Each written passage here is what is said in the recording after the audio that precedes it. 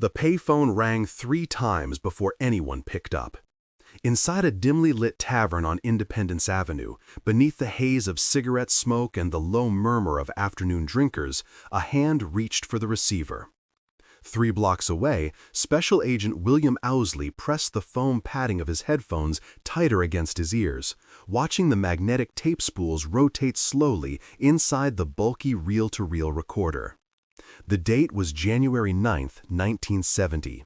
The location was Kansas City, Missouri, and the man answering the phone was about to make the most expensive mistake of his life.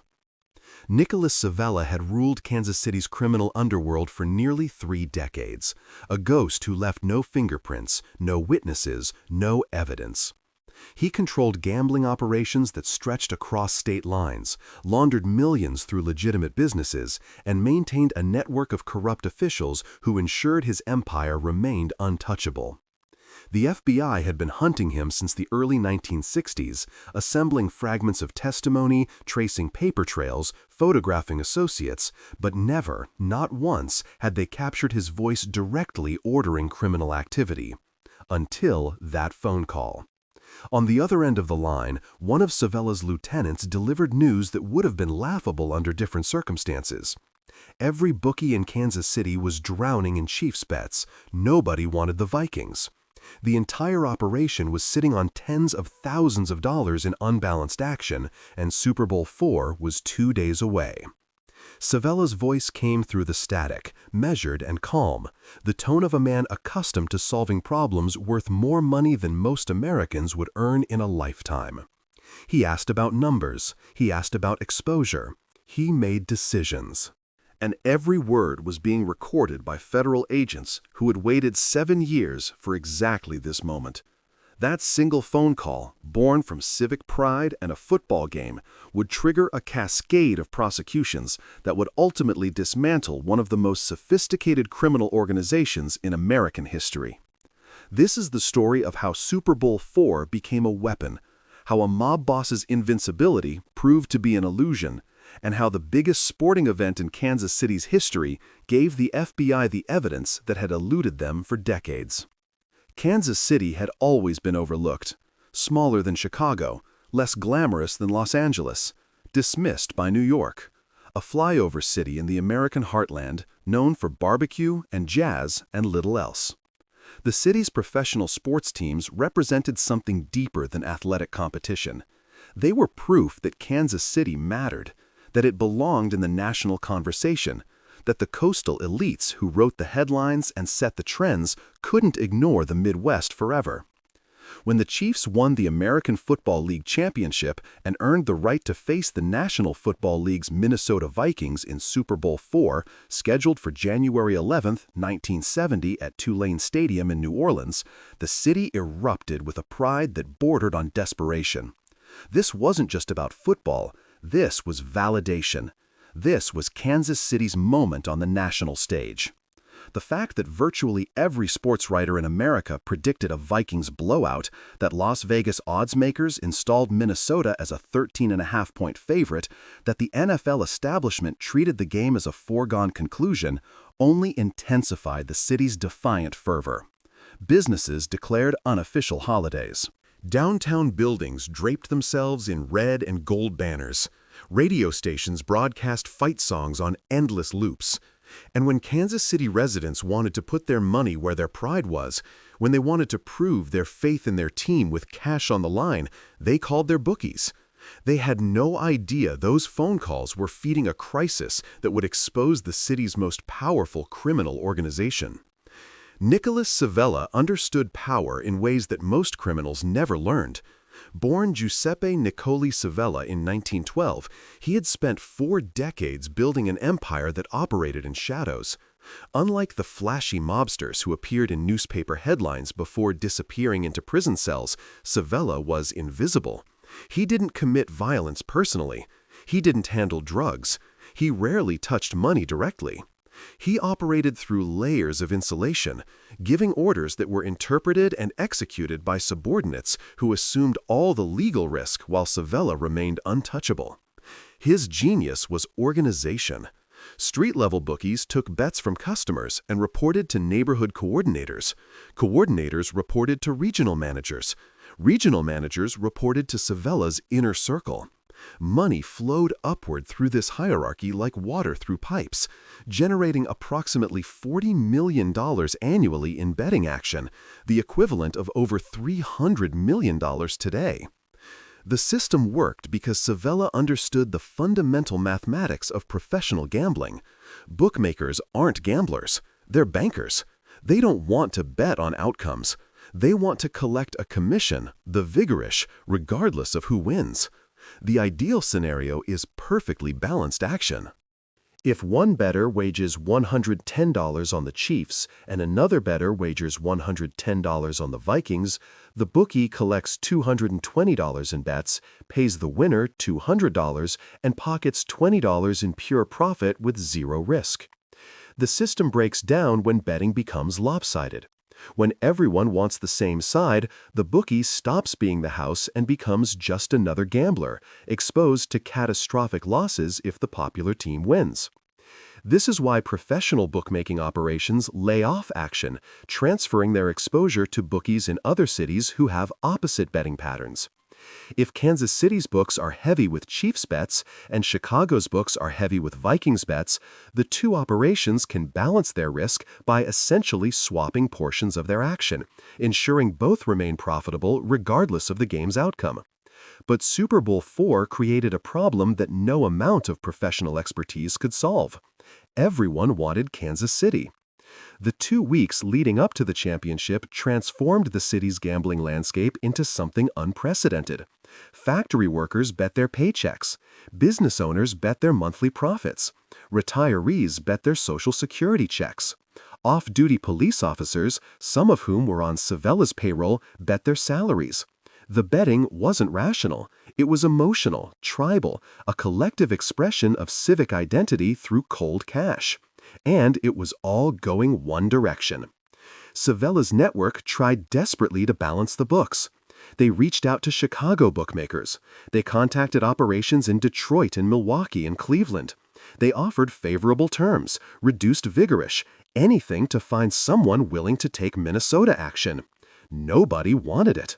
The Vikings weren't a popular betting choice anywhere. By early January, with the Super Bowl just days away, Civella's organization faced a crisis that threatened to undermine everything he'd built. They had absorbed tens of thousands of dollars in unbalanced Chiefs bets, with almost no matching Viking action to offset the exposure. The lieutenants started refusing action, turning away longtime customers who wanted to bet more money on Kansas City. This decision was terrible for business. Angry customers who couldn't place bets might find other bookies, breaking the loyalty relationships that kept the operation profitable long-term. But accepting more lopsided action could be catastrophic. If the Chiefs won and covered the spread, the losses would be staggering, a public display of vulnerability that would shatter the illusion of mob invincibility. Civella's organization was trapped. Turn away customers and damage future business, or accept the bets and risk enormous losses when their own city's team won. It was a nightmare scenario for an operation built on careful risk management. And it required information. Civella needed to know exactly how bad the exposure was, which bookmakers were carrying the heaviest imbalances, what options existed for damage control. He needed to make decisions quickly because the Super Bowl was 48 hours away. So he picked up the phone at the Trap. The Trap was an unremarkable tavern at 3740 Independence Avenue, the kind of neighborhood bar that exists in every American city. Worn stools, dim lighting, the smell of beer and fried food. Locals knew it as a place where Nick Civella held court most afternoons, settling disputes, making decisions, running an empire from a corner booth. The FBI knew it too. They had photographed everyone who entered. They had interviewed the owner multiple times, applying pressure that produced nothing useful. They had attempted to plant informants, all of whom were identified and shut out. In 1969, they tried something more sophisticated. They obtained a federal court order authorizing a wiretap on the tavern's payphone. The technology was primitive. FBI agents, disguised as telephone company workers, had shimmied up a utility pole to install the listening equipment. They ran wires to a remote monitoring location and set up recording equipment that required manual tape changes every hour. The audio quality was poor, degraded by static and background noise. Conversations were often cut off mid-sentence when tapes ran out. But it worked. For months, the wiretap produced mostly worthless intelligence. Civella rarely used the payphone, and when he did, he spoke in careful code that revealed nothing actionable. He would reference "that situation," or mention "the thing we discussed," or ask about "the friend in Chicago," language so vague that no prosecutor could use it to prove criminal activity. His associates were similarly cautious. The FBI heard hundreds of hours of conversations about family, weather, baseball scores, dinner plans. Nothing that could survive a courtroom challenge. Then, Super Bowl week arrived, and the pressure of unmatched bets made everyone sloppy. The sheer urgency of the situation meant conversations needed to happen quickly, clearly, without the usual careful obfuscation. There wasn't time for face-to-face meetings. There wasn't time for coded language that required interpretation. The Super Bowl was 2 days away, and Civella needed immediate information from multiple sources. On January 9, 1970, he made several calls from the trap's payphone. The FBI recorded all of them. The conversations were brief, professional, and completely illegal. In one call, Civella asked about the total exposure. His lieutenant's response was specific. They were sitting on $47,000 in unmatched action that couldn't be laid off. In another conversation, Civella discussed options, weighing the business damage of turning away customers against the financial damage of absorbing losses if Kansas City won. In a third call, he gave explicit instructions. Keep taking the bets, maintain the appearance of strength, and if the Chiefs win, absorb the hit and recoup the losses over the following season. Each conversation directly connected Nicholas Civella, the careful mob boss who had avoided prosecution for decades, to the daily operations of an illegal gambling enterprise.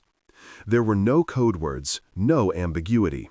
Just the undisputed leader of Kansas City organized crime openly discussing how to manage tens of thousands of dollars in illegal sports bets that his operation couldn't balance.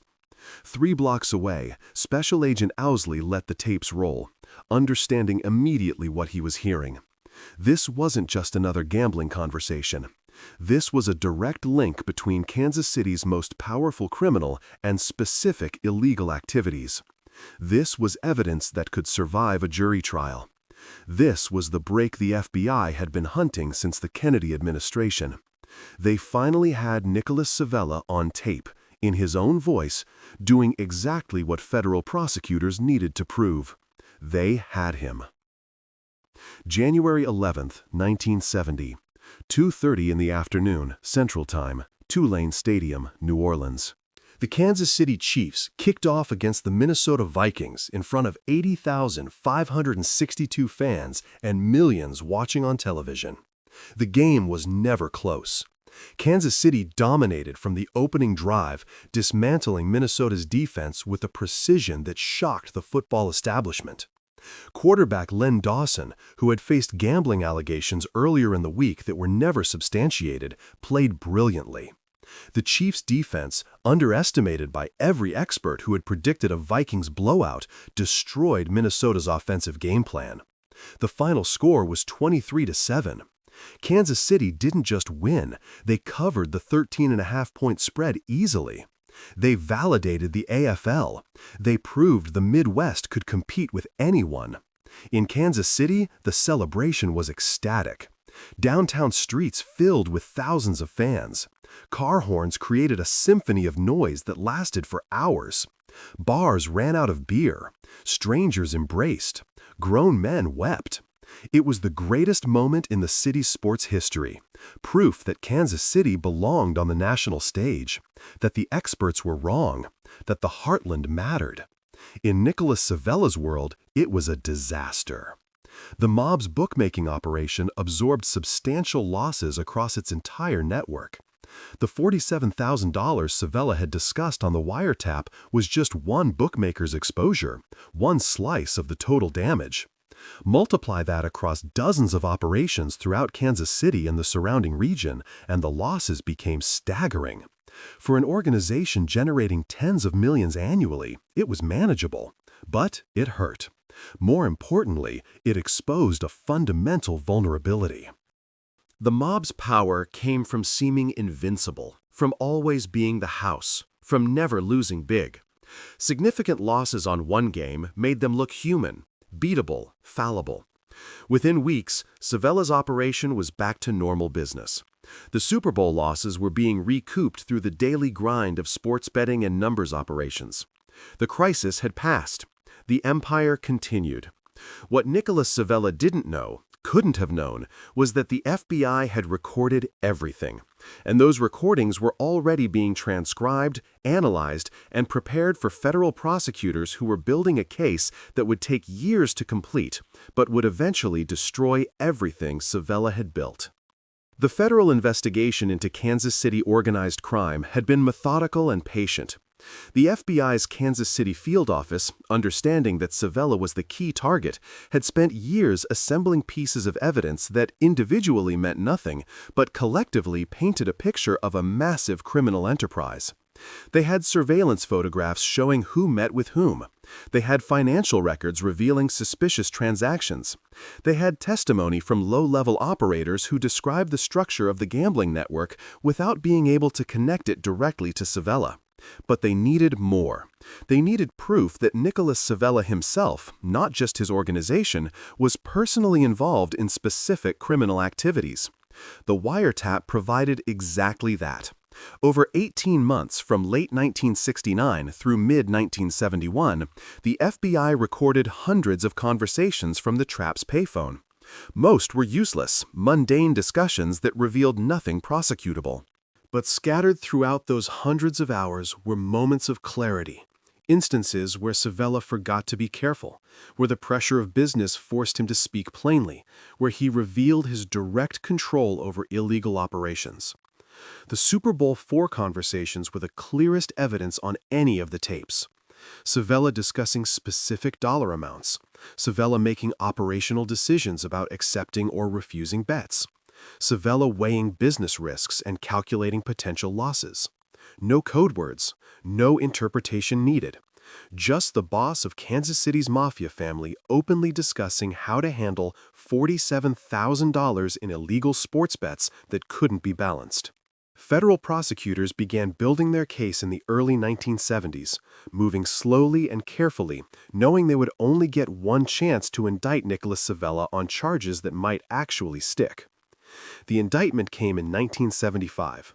Nicholas Civella, along with 17 associates, was charged with operating an illegal gambling enterprise in violation of federal law.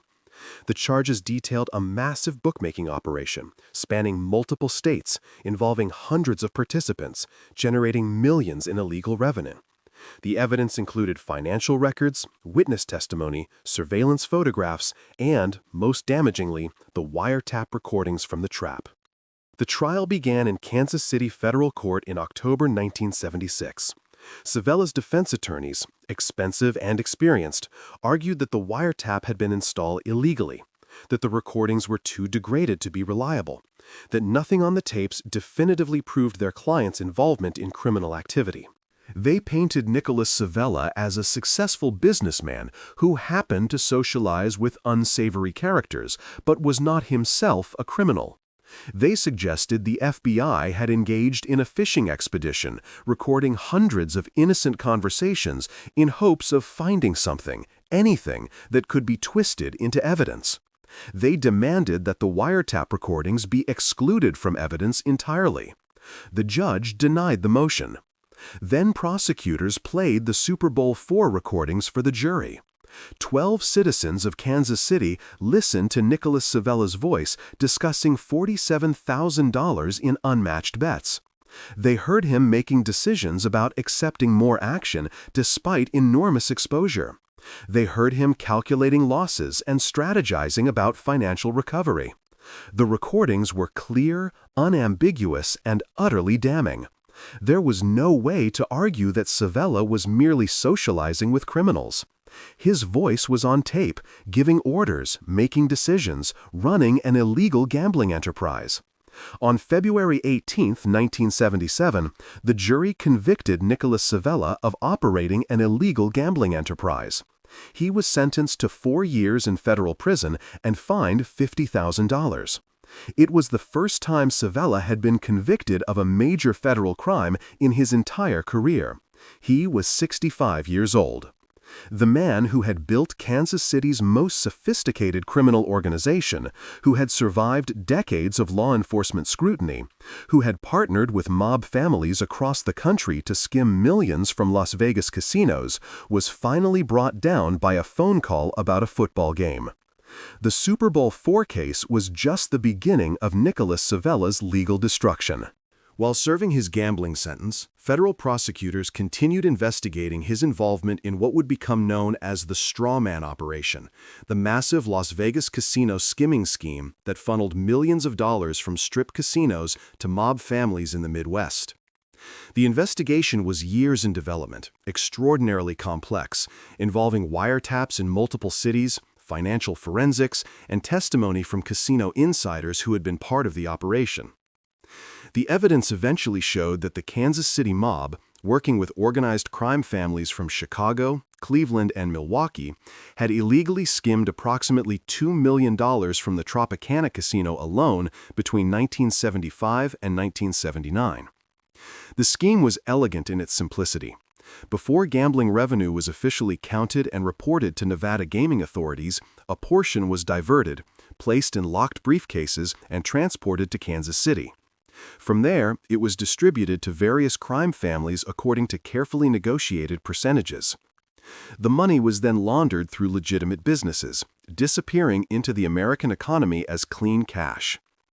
In 1981, Civella was indicted again, this time on RICO charges related to the Vegas skim. The trial exposed the entire structure of the operation, revealing how casino executives on the mob's payroll facilitated the theft, how money couriers transported hundreds of thousands of dollars across state lines, how corrupt officials protected the scheme for years. Nicholas Civella was convicted again in 1983. His health, already deteriorating from years of stress and imprisonment, collapsed entirely. He was briefly released due to medical issues, his lawyers arguing that he was dying and posed no threat to society. Then he was returned to custody to await sentencing on the new charges. By this point, the organization he had spent 40 years building was disintegrating. Key lieutenants were cooperating with federal prosecutors, trading testimony for reduced sentences. FBI agents were systematically dismantling what remained of the gambling operations.